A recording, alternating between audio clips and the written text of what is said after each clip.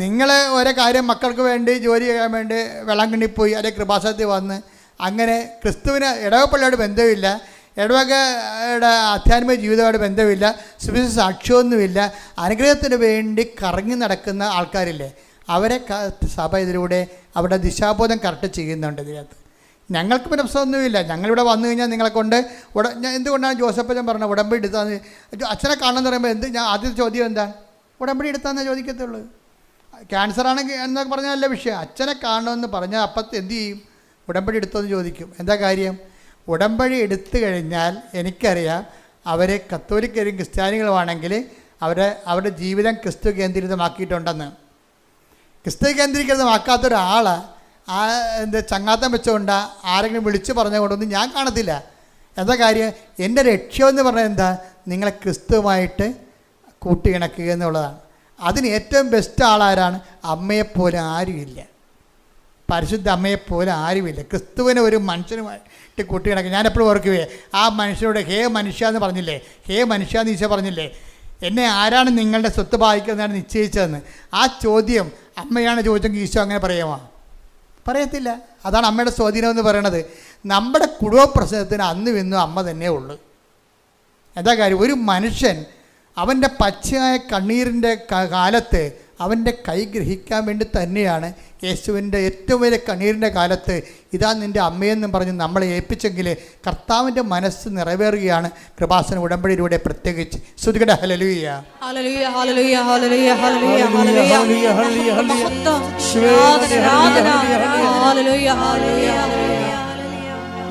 ആദ്യമേ ഞാൻ നിങ്ങളെപ്പോഴും ഉടമ്പടി ധ്യാനം നടത്തുമ്പോൾ നമ്മൾ ഉടമ്പടി ചെയ്യണ ആരുമായിട്ടാണ്, ഈശോയുമായിട്ട് ഉടമ്പടി ചെയ്യണം അല്ലേ, ഈശോയുമായിട്ട് ഉടമ്പടി ചെയ്യണം.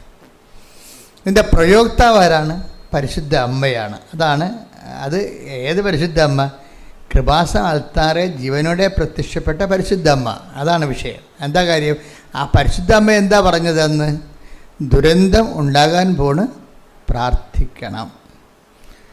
അത് വല്ലാത്ത അർത്ഥങ്ങളാണ് അതിൻ്റെ അകത്തുള്ളത്. അത് ആത്മീയ ദുരന്തമാകാം, ഭൗതിക ദുരന്തങ്ങളാകാം, കുടുംബ ദുരന്തങ്ങളാകാം, ഈ ട്രാജഡി എന്തെല്ലാം തരത്തിൽ വരാം. ഇപ്പം തന്നെ ഈ ഇറ്റാലിയൻ ഭാഷയൊന്നും നമുക്ക് മനസ്സിലാകത്തില്ല. ഇറ്റാലിയൻ ഭാഷ ട്രാൻസ്ലേറ്റ് ചെയ്യാൻ പാടാണ്. കാരണം നമ്മുടെ ദ്രാവിഡ ഭാഷയിലേക്ക് ട്രാൻസ്ലേറ്റ് ചെയ്യുമ്പോൾ ഉണ്ടാകുന്നൊരു ദുരന്തമുണ്ട്. അതാണിപ്പോൾ മാതാവ് അനുഭവിച്ചുകൊണ്ടിരിക്കുന്നത്. ഇറ്റാലിയൻ ഭാഷയിൽ തിരുസഭ പറഞ്ഞു, മീഡിയാട്രിക്സ് എന്നുള്ള സംഭവം ഇനി നിങ്ങൾ ഉപയോഗിക്കരുതെന്ന് പറഞ്ഞു. മീഡിയാട്രിക്സ് എൻ്റെ മനസ്സിലിരിക്കണ എപ്പോഴും സഭ ഇത് നേരത്തെ പറയേണ്ടതായിരുന്നു എന്നുള്ളതാണ്. എത്രയും പറഞ്ഞിരുന്നെങ്കിൽ അത്രയും നമ്മൾ ശക്തരായിരുന്നേനാണ്. എന്താ കാര്യം വെച്ച് കഴിഞ്ഞാൽ ചില അണ്ണന്മാരെങ്കിലും ഈ രക്ഷ ലോകത്ത് സാധിച്ചത് ഈശോ മാത്രമാണെന്നാണ് തിരുസഭയുടെ അടിസ്ഥാന ബോധ്യവും ആദിമസഭയുടെ വിശ്വാസവും നമ്മളുടെ വിശ്വാസവും സഭയുടെ വിശ്വാസവും. ക്രിസ്തു സഭകളെല്ലാം അങ്ങനെയാണ്. അതാണ് അടിസ്ഥാനക്കല്ല്.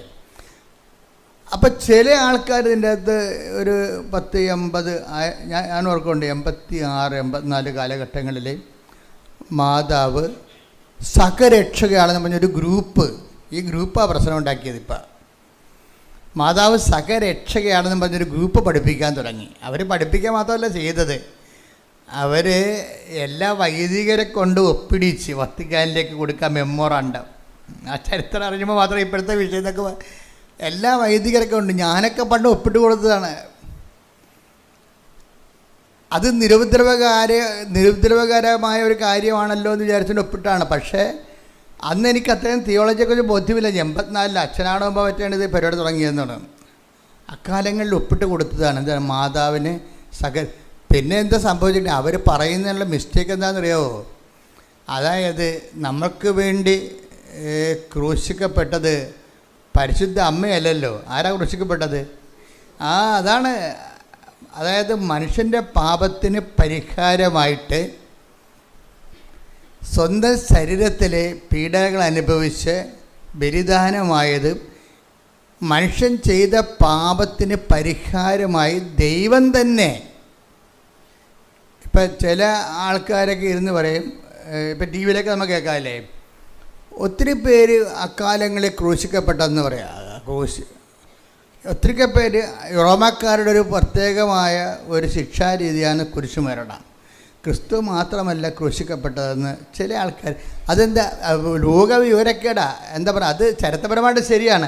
പക്ഷേ ക്രിസ്തുവിൻ്റെ പ്രത്യേകത എന്താണ്?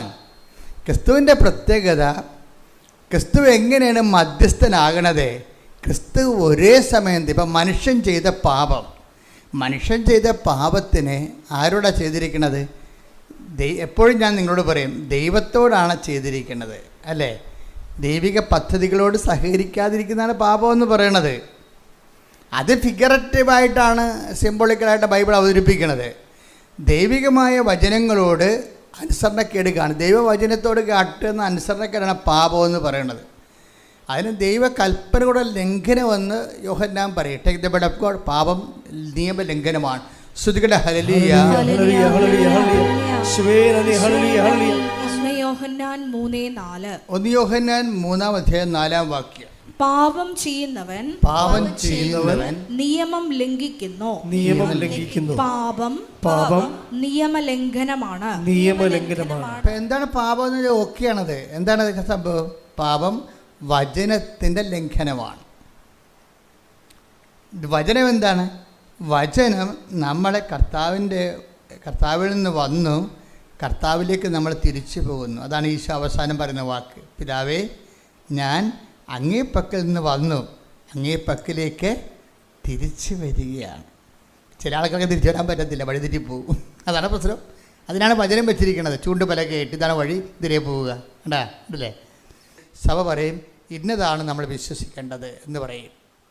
ഇന്നതാണ് വിശ്വസിക്കേണ്ടത്. ഇപ്പം സഭ എന്താ പറഞ്ഞിരിക്കുന്നത്? മീഡിയാട്രിക്സ് എന്ന് പറഞ്ഞു കഴിഞ്ഞാൽ രക്ഷാകര മാധ്യസ്ഥം. 2 തരം മാധ്യസ്ഥമുണ്ട്. മലയാളത്തിലെല്ലാം മാധ്യസ്ഥം എന്നാണ് പറയണമെങ്കിലും അപേക്ഷാ മാധ്യസ്ഥമുണ്ട്, പ്രാർത്ഥനാ മാധ്യസ്ഥമുണ്ട്, രക്ഷാകര ദൗത്യ മാധ്യസ്ഥമുണ്ട്. എന്ന് വെച്ചാൽ രക്ഷാകര ദൗത്യം എന്ന് പറഞ്ഞാൽ എന്താ? രക്ഷാകര ദൗത്യം മനുഷ്യൻ ചെയ്ത പാപത്തിന് പരിഹാരമായിട്ട് മനുഷ്യൻ ആരോടാണ് ചെയ്തത്? ദൈവത്തോടാണ് ചെയ്തത്. എന്താണ് ചെയ്തത്? ദൈവത്തിൻ്റെ വചനം ലംഘിക്കുകയാണ് ചെയ്തത്.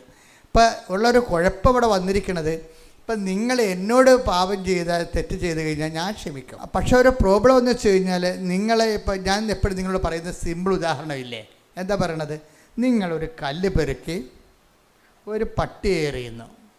പട്ടി കുറച്ചുകൊണ്ട് പോകും. ചില പട്ടിയാണെങ്കിൽ ട്രെയിനിലാണെങ്കിൽ നിങ്ങളുടെ പടലിൽ കൊണ്ടുപോകും. അല്ലെങ്കിൽ നാട്ടുപട്ടിയാണെങ്കിൽ ഇത് ഓടിക്കളി. നിങ്ങൾ കല്ല് പെറുക്കി ഒരു മനുഷ്യനെ എറിയുന്നു. നിങ്ങൾ അയാളുടെ തലക്ക് മുകളിൽ മുറിവുണ്ടെങ്കിൽ അയാളുണ്ടെങ്കിൽ പോലീസ് സ്റ്റേഷനിൽ കംപ്ലയിൻറ്റ് കൊടുക്കും. എറിഞ്ഞ കല്ലുണ്ടെന്നാണ്, എറിഞ്ഞത് നിങ്ങളാണ്. പക്ഷേ ഇപ്പം ഗ്രാവിറ്റി വ്യത്യാസം വന്നു. തലക്ക് മുകളിൽ മുറിവുണ്ട്. പോലീസ് എന്ത് ചെയ്യും? വധശ്രമത്തിന് കേസെടുക്കും. പണിയായി. കല്ലൊന്നാണ്, പട്ടി എറിഞ്ഞ കല്ല് തന്നെയാണ്. ഇപ്പം എന്നാ പറ്റിയിരിക്കണത്? ഞാൻ ഇപ്പം ഇത് പറയണമെന്നറിയാവോ? ഇവിടെ സുവിശേഷത്തിൻ്റെ സീറോ നോളജുള്ള ആൾക്കാരും ഇത് കേൾക്കുന്നുണ്ട്. അതുകൊണ്ട് അവർക്ക് കൂടി മനസ്സിലാക്കാനാണ് ഇത് ലളിതമായി പറയണത്. വളരെ ലളിതമായി പറയണത്. പണ്ഡിതന്മാർക്ക് ചിലപ്പോൾ ഇത് ബോറായിട്ട് തോന്നും. ക്ഷമിക്കുക, വേറെ മാർഗ്ഗമൊന്നുമില്ല. ഈ വിഷയം തന്നെ നമ്മൾ ദൈവത്തോട് ചെയ്താലോ അപരിഹാര്യമായി പോകും. അതാണ് വിഷയം വന്നിരിക്കുന്നത്. ഇത് ബാലൻസ് ചെയ്യുക. അത് രക്ഷാ നടപടിക്രമങ്ങൾ മനസ്സിലാക്കണം. ഇതേ തെറ്റ് തന്നെ നമ്മൾ മനുഷ്യൻ ദൈവത്തോട് ചെയ്യുമ്പോൾ എന്ത് പറ്റും? മനുഷ്യന് അത് പരിഹരിക്കാൻ പറ്റാതെ വരും. അപ്പോൾ പിന്നെ ഉള്ള മാർഗം എന്താണ്? ദൈവം തന്നെ മനുഷ്യനാകണം. മനസ്സിലായില്ലേ?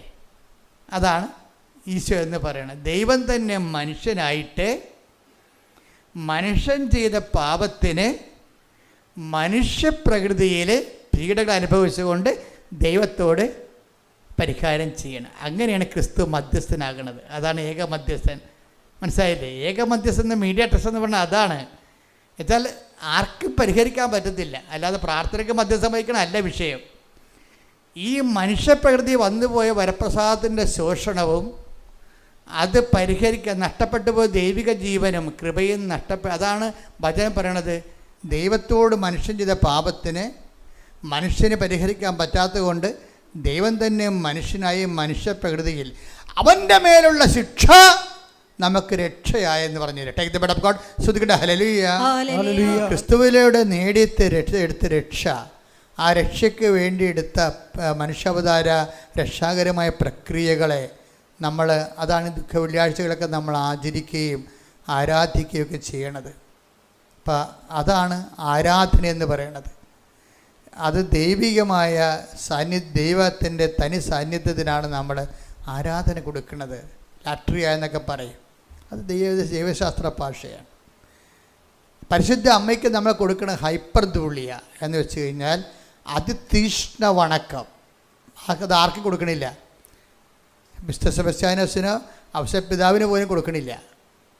പരിശുദ്ധ അമ്മയ്ക്ക് സഭ കൊടുക്കുന്നത് ഹൈപ്പർധൂലിയ എന്ന് വെച്ചാൽ ഈശോ കഴിഞ്ഞാൽ പിന്നെയുള്ള ഏറ്റവും വലിയ ആരാധനയല്ല, അതിതീഷ്ണ വണക്കം.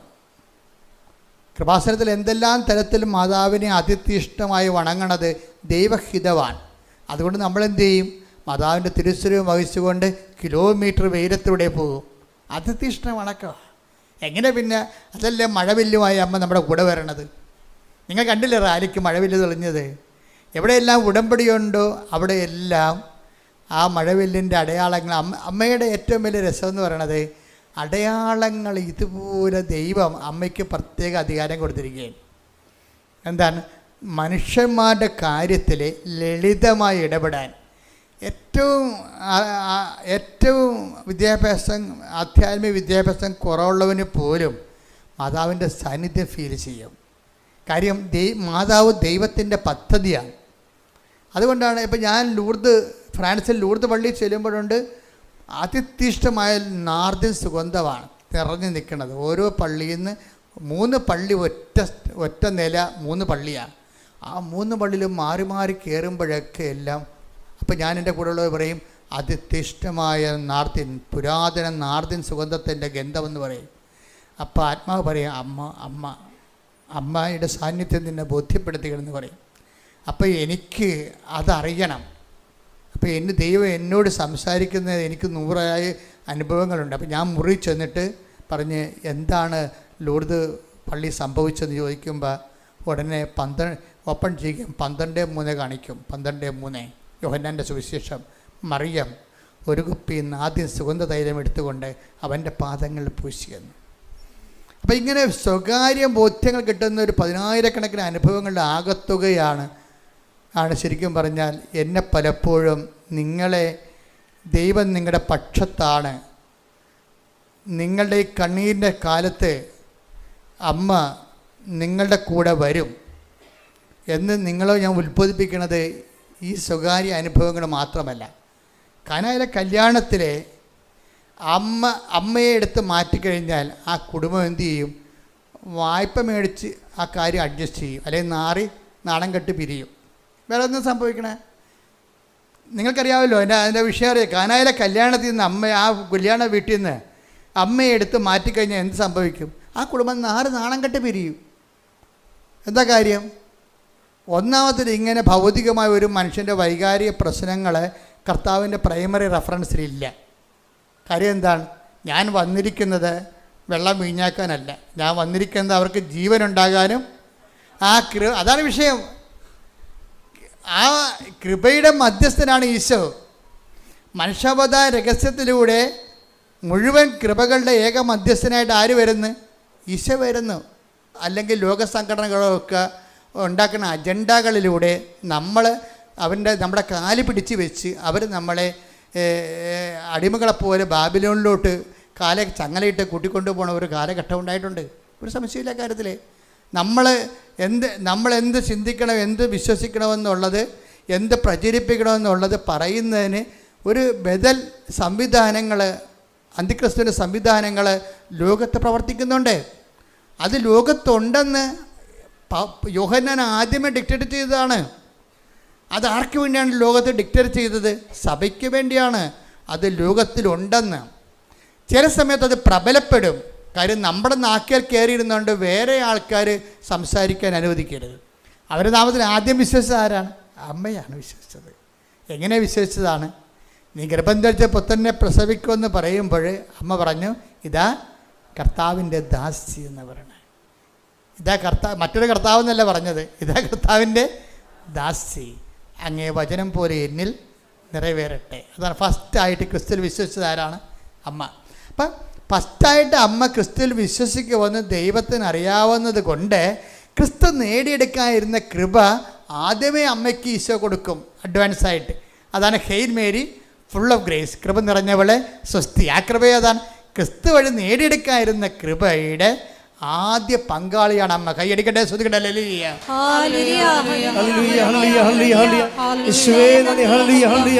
അവൻ്റെ നാമത്തിൽ വിശ്വസിക്കുന്നവർക്കെല്ലാം കൃപയ്ക്ക് മേൽ കൃപ, കൃപയ്ക്ക് മേൽ കൃപ എന്ന് പറയുമ്പോൾ അമ്മയ്ക്ക് ലഭിച്ചത് എന്താണ്? പൂർണ്ണ കൃപയാണ് ലഭിച്ചത്. അതുകൊണ്ടാണ് നമ്മൾ പറയണത് യേശു കൃപയുടെ പൂർണ്ണതയാണ്. അതിൽ നിന്നുള്ള ആ തടാകത്തിൽ നിന്നുള്ള ഏറ്റവും വലിയ പെരിയാറ് പോലെ ഏറ്റവും വലിയ നദിയാണ്. ഭാരതത്തിലെ പല കേരളത്തിൽ പല നദികളുണ്ട്. ഭാരതപ്പുഴയുണ്ട്, പെരിയാറുണ്ട്, അതുപോലെയുള്ള വലിയ നദികളുണ്ട്, പമ്പാ നദിയുണ്ട്. അപ്പം അതുപോലെ തന്നെ കൃപയുടെ ഏറ്റവും വലിയ നദിയാണ് ക്രിസ്തു നേടിയെടുത്ത കൃപയുടെ ആ തടാകത്തിൽ നിന്ന് ഉത്ഭവിക്കുന്ന മനുഷ്യരാശിയിലേക്ക് ഒഴുകുന്ന ഏറ്റവും വലിയ കൃപയുടെ നദിയാണ് അമ്മ. അതുപോലെ തന്നെ വിശുദ്ധന്മാരിലുണ്ട് മാധ്യശക്തി. അത് കഴിഞ്ഞാൽ അങ്ങനെ ഓരോരോ ഇപ്പം തന്നെ അരീസ സിസ്റ്ററിനെ വിശുദ്ധ വാഴ്ത്തപ്പെട്ടവർ പ്രഖ്യാപിച്ചില്ലേ. അപ്പം ദൈവത്തിൽ നിന്ന് നേടിയെടുത്ത കൃപകൾ അതനുസരിച്ചുള്ള വചന സരണിയിലൂടെ കടന്നു പോകുമ്പോൾ അവർ രക്ഷാകര പദ്ധതിയോട് സഹകരിച്ചുകൊണ്ട് സുവിശേഷ കൈമാറ്റത്തിന് വേണ്ടി ജീവിതം, ഒരു സമൂഹത്തിൻ്റെ ഒരു കാലഘട്ടത്തെ ജീവിതം ക്രമീകരിക്കുമ്പോൾ അതിന് കൃപ ആവശ്യമാണ്. അപ്പം അതുപോലെ അത് ചെറുതും വലുതുമായ കൃപകളുടെ ഒഴുക്കുകളെല്ലാം ക്രിസ്തുവിൻ്റെ നെഞ്ചിൽ നിന്നാണ് ഒഴുകി വരണത്. നമുക്കത് ആദ്യമായിട്ട് കിട്ടുന്നത് കൂദാശകളിലൂടെയാണ്. പിന്നീട് നമുക്ക് ലഭിക്കുന്നത് ക്രിസ്തുവിൻ്റെ വചനം നിറവേറ്റുന്നതിലൂടെയാണ്. അടിസ്ഥാന കൃപയും ആർജിത കൃപയും ഉണ്ട്. ആർജിത കൃപ എന്ന് പറയുന്നതും ദൈവശക്തി തന്നെയാണ്. അതെങ്ങനെയാണ്? അവൻ പറയണത് പോലെ ചെയ്യണതാണ് ആർജിത കൃപ. ഉടമ്പടി നമ്മൾ എന്താ ചെയ്യണത്? മാതാവിൻ്റെ മധ്യസ്ഥതയിൽ ആര് ചെയ്യും? അവൻ പറയണത് പോലെ നമ്മൾ ചെയ്യും. എന്താ കാര്യം? അവൻ പറഞ്ഞത് ആദ്യത്തെ കാര്യം എന്താ? അനുദപിക്കുക, സുവിശേഷത്തെ വിശ്വസിക്കുക. അവൻ പറഞ്ഞ അവസാനത്തെ കാര്യം എന്താ? ലോകം മുഴുവനും പോവുക, എല്ലാ സൃഷ്ടികളോടും സുവിശേഷം. അപ്പം വിശ്വസിച്ച സുവിശേഷം കൈമാറുന്നത്, ഇതാണ് ഉടമ്പടി ആസ്തി എന്ന് പറയണത്. ഇത് സഭയുടെ പുതിയ പഠനങ്ങൾ വന്നപ്പോൾ ഉടമ്പടി ശരിക്കും ജ്വലിച്ചെന്ന് പറയാം. എന്താ വെച്ചാൽ കറക്റ്റ് ജനങ്ങൾ എന്ത് വിശ്വസിക്കുന്നു, എന്ത് ജീവിക്കുന്നു എന്നുള്ളതിനെക്കുറിച്ച് സഭ അതിൻ്റെ കൃത്യമായ കാഴ്ചപ്പാടുകൾ അവതരിപ്പിച്ചിരിക്കുകയാണ്. കാര്യം കൃപാസനത്തിൽ വന്ന് നിങ്ങൾക്കറിയാമല്ലോ, ഞങ്ങൾ എന്താ ചെയ്യണം? ആദ്യമേ നിങ്ങൾ ക്രിസ്ത്യാനികളാണെങ്കിൽ നിങ്ങളുടെ ക്രിസ്തീയ ജീവിതം ക്രമീകരിക്കുക. ആദ്യം ക്രിസ്തീയ ജീവിതം ആരോടെ ക്രമീകരിക്കണത്? കൂദാശകളോടെ ക്രമീകരിക്കണം ആദ്യം, അല്ലേ? കാര്യമുണ്ട്. കൃപയുടെ സ്രോതസ് എന്താണ്? അടിസ്ഥാന സ്രോതസ് എന്താണ്? കൃപയുടെ അടിസ്ഥാന സ്രോതസ് എന്താണ്? ഈശോ സ്ഥാപിച്ച കൂദാശകളാണ്. അത് സഭയിലാണ് ലഭ്യമാകുന്നത്. അതുകൊണ്ട് നിങ്ങൾ സഭയുമായിട്ട് നിങ്ങൾ അനുരഞ്ജനപ്പെടുത്തും. പിന്നെന്ത് ചെയ്യും? 2 ആഴ്ച ഒരിക്കൽ കുമ്പസാരിക്കണം. അത് വല്ലപ്പോഴും കുമ്പസാരിച്ചാൽ പോരാ. പിന്നെന്ത് ചെയ്യണം? സഭയുടെ പ്രവർത്തനങ്ങളോട് നിങ്ങൾ യോജിക്കണം. സഭയിൽ നിങ്ങൾ സുവിശേഷ വേല ചെയ്യണം. ഓരോരുത്തരുടെ സഭയിലും ഓരോ ഇടവകയിലും ജ്ഞാനസ്ഥാനം, അത് പ്രത്യേകം എഴുതിയിട്ടുണ്ട് ഉടമ്പടിയിൽ. നിങ്ങൾ ജ്ഞാനസ്ഥാനം സ്വീകരിച്ച സഭയോട് നിങ്ങൾക്ക് കൂറും വാത്സല്യം ഉണ്ടാകണം. അത് നിങ്ങളുടെ പ്രവർത്തനങ്ങളിലൂടെ അതിനെ വളർത്തണമെന്ന് എഴുതിയിട്ടുണ്ട്. എന്താ കാര്യം? അവൻ പറയണ പോലെ ചെയ്യുന്നതിൻ്റെ ഭാഗമാണത്. അപ്പം അതുകൊണ്ട് തന്നെ ഓരോ കാര്യവും നമ്മൾ ഉടമ്പടിയിൽ നമ്മൾ സഭയോട് ഐക്യപ്പെട്ട് സഭയുടെ പഠനങ്ങൾ കേട്ട് അതേസമയം തന്നെ നമ്മൾ സ്വന്തം നിലയിൽ ക്രിസ്തു നേടിയെടുത്ത, ഇപ്പോൾ ദൈവം മന്ന നൽകിയെങ്കിലും പെരുക്കിയെടുക്കുന്നത് ആരാ? വട്ടിയും കൊട്ടയും കൊണ്ടുവന്ന് പെരുക്കിയെടുക്കേണ്ട ആൾക്കാരെ. ഇപ്പം ദൈവം ആകാശത്ത് മന്ന ഭക്ഷിച്ചു. അത് ദൈവം കൊണ്ടുവന്ന് ആരുടെയും വായിക്കൊണ്ടൊന്നും ഇട്ട് തന്നില്ല മന്ന. അവർ മണ്ണിൽ നിന്ന് പെരുക്കിയെടുക്കുകയാണ് ചെയ്തത്, അല്ലേ? എന്നിട്ട് അവർ പാകം ചെയ്താണ് എടുത്തത്. അപ്പം ആ ഒരു പ്രോസസ്സുണ്ട് എപ്പോഴും. അതിനാണ് നമ്മൾ അവൻ പറയണ പോലെ ചെയ്യണത്. അവൻ കൃപകൾ ഉൽപ്പാദിപ്പിച്ചു, കൃപയുടെ സമുദ്രം തടാകം സൃഷ്ടിച്ചു. പരിശുദ്ധ അമ്മ അതിൻ്റെ ഏറ്റവും വലിയ പുഴയായി നമ്മളിലേക്ക് ഒഴുകാൻ കാരണം എന്താ? കാരണം അത് ദൈവനിശ്ചയമായതുകൊണ്ടാണ്. എന്തുകൊണ്ടാണ്? പരിശുദ്ധ അമ്മ നമ്മുടെ ഓപ്ഷൻ അല്ലല്ലോ. അത് പരിശുദ്ധ അമ്മ നമ്മുടെ തിരഞ്ഞെടുപ്പല്ല. അത് പരിശുദ്ധ അമ്മയ്ക്ക് പല ടൈറ്റിലുകളുണ്ട്. ഏതെല്ലാം ടൈറ്റിലാണ് ഉണ്ടത്? അമ്മ നിത്യകന്യക ഒരു ടൈറ്റിലാണ്. പിന്നെന്താണ്? ദൈവമാതാവ് ഒരു ടൈറ്റിലാണ്. പിന്നെന്താണ്? അമലോത്ഭവം ഒരു ടൈറ്റിലാണ്. ഈ ടൈറ്റിലൊക്കെ ഓളോണേഴ്സാകാൻ കിട്ടിയതാണ്. അല്ല, അമലോത്ഭവം എന്ന് പറയുന്നത് സിറിയൻ ചർച്ചിൻ്റെ പഠനങ്ങളാണ് ആദ്യത്തെ. വിശുദ്ധ എബ്രേം പിതാവാണ് 4-ാം നൂറ്റാണ്ടിൽ ആദ്യം അമ്മയുടെ പരിശുദ്ധിയെക്കുറിച്ച് ചിന്തിച്ചതും ധ്യാനിച്ചതും. അതിനുശേഷം സഭ 10-ാം നൂറ്റാണ്ടിലായപ്പോൾ ഇംഗ്ലണ്ടിലെ സഭയാണ് അമ്മ അമലോത്ഭവയാണെന്ന് പറഞ്ഞത്. സഭയല്ല, ഇംഗ്ലണ്ടിലെ സഭയാണ് പറഞ്ഞത്. ഇംഗ്ലണ്ടിലെ സഭ അമ്മ അമലോത്ഭവയാണെന്ന് പറഞ്ഞതിന് ശേഷമാണ് 11-ാം നൂറ്റാണ്ടിൽ ഫ്രാൻസ് പറഞ്ഞത് അമ്മ അമലോത്ഭവയാണെന്ന്. അതിനെക്കുറിച്ചുള്ള നൂറ്റാണ്ടുകളുടെ പഠനത്തിന് ശേഷമാണ് 1854 സഭ അമലോത്ഭവയാണെന്ന് റോം പറയണത്. വിഷയം അതിൻ്റെ പ്രോസസ്സ് അതാണ്. അതുപോലെ സഭയുടെ വിശ്വാസങ്ങൾക്കെല്ലാം പ്രോസസ്സാണ്, അതൊന്നും അവസാന വാക്കല്ല, അതെല്ലാം പ്രോസസ്സിലാണ്. ഓരോരോ കാലഘട്ടങ്ങളിൽ സഭ അതിൻ്റെ നിലപാടുകളും നയങ്ങളും ജനങ്ങളെ തെറ്റിദ്ധാരണ ഉണ്ടാകാതിരിക്കാൻ വേണ്ടി അതാത് കാലത്തെ പ്രബോധനാധികാരം. അതാണ് കത്തോലിക്ക സഭ എല്ലായിടത്തും കത്തോലിക്കമാണല്ല. കത്തോലിക്ക എന്ന് പറഞ്ഞാൽ എന്താണ്?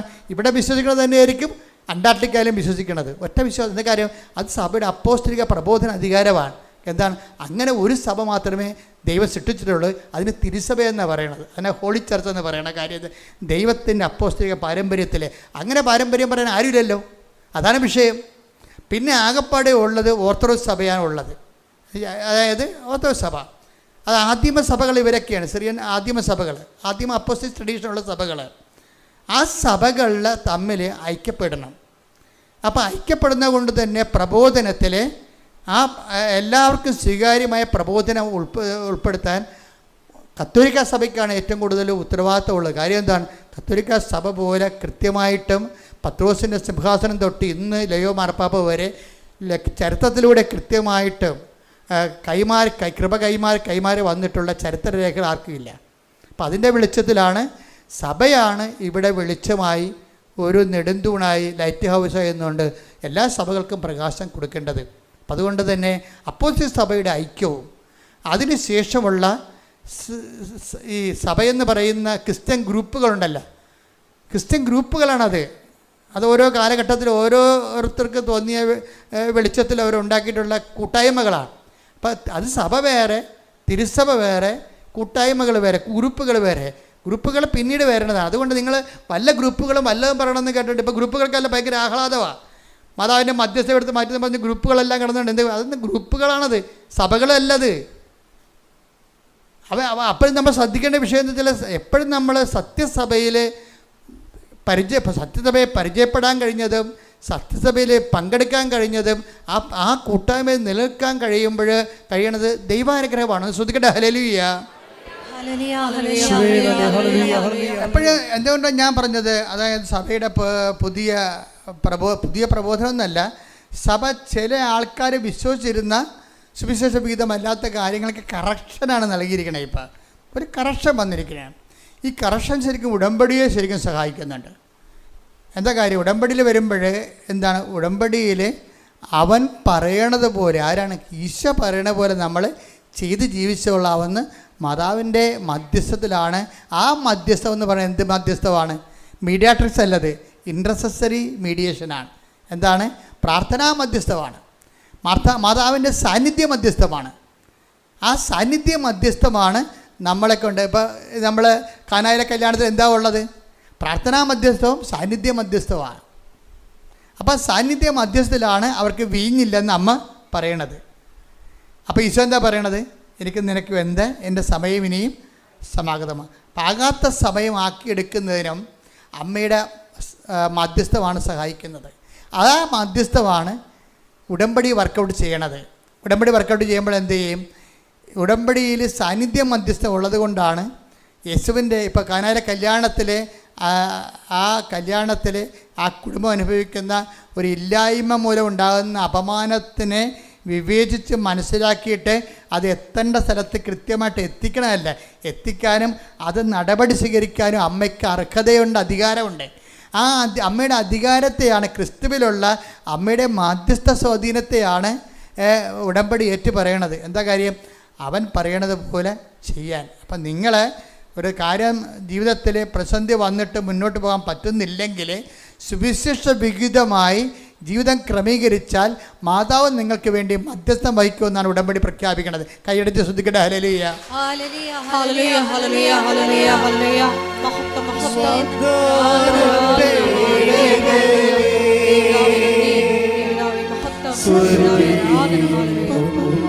മഹത്വം.